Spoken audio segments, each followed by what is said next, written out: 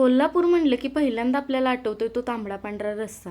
असा माझ्या पद्धतीने एकदा पांढरा रस्सा बनवून बघा. चवीला परफेक्ट होणार आणि अगदी सोपी पद्धत आहे. सुरुवातीला इथं मी गरम पाण्यामध्ये 5 काजू भिजायला ठेवले. इथं मी 750 ग्रॅम चिकन स्वच्छ धुवून त्याला फक्त मीठ लावून घेतलंय. 5-10 मिनिटात चिकन मुरायला ठेवलं. आता लगेचच भांड्यामध्ये तेल घालायचं.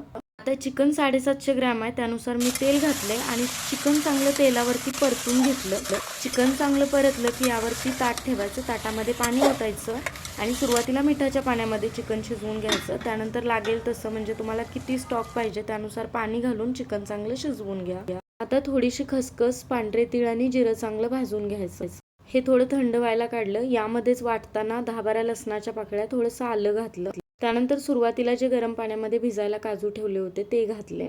1 वाटी खोवलेला ओला नारळ घातला आणि चांगली याची पेस्ट बनवून घेतली. मी कधी नारळाचं दूध काढत बसत नाही, सरळ खोवलेला ओला नारळ वाटणातच घालतो.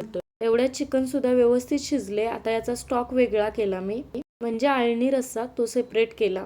आता फोडणीसाठी कढईमध्ये थोडंसं तेल घातले. यामध्ये काळ्या मिरी, 1 दालचिनीचा तुकडा, 2 तमालपत्रे, 1-2 हिरव्या मिरच्या आणि 2 लाल सुक्या मिरच्या घातल्या आणि थोडंसं परतून घेतलं. लगेचच तयार करून घेतलेलं वाटण घालून ते सुद्धा परतून घेतलं आणि यामध्ये थोडंसं मसाला शिजण्याइतपत पाणी घातलं. मसाला शिजवून घेतला. लगेचच आळणी रस्सा घातला. सोबतच 2-3 चिकनचे पीस घातले आणि रश्श्याला चांगली उकळी काढून घ्यायची.